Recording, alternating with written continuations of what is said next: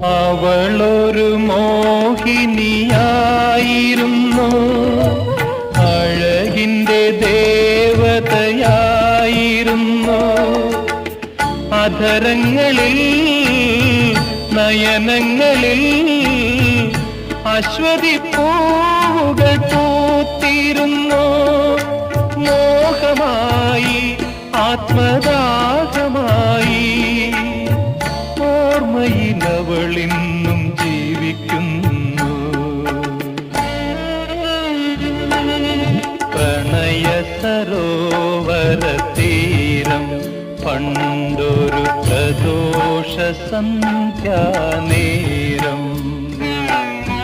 പ്രകാശവലയമണിഞ്ഞൊരു സുന്ദരി പ്രസാദ പുഷ്പമായി വിടർന്നു.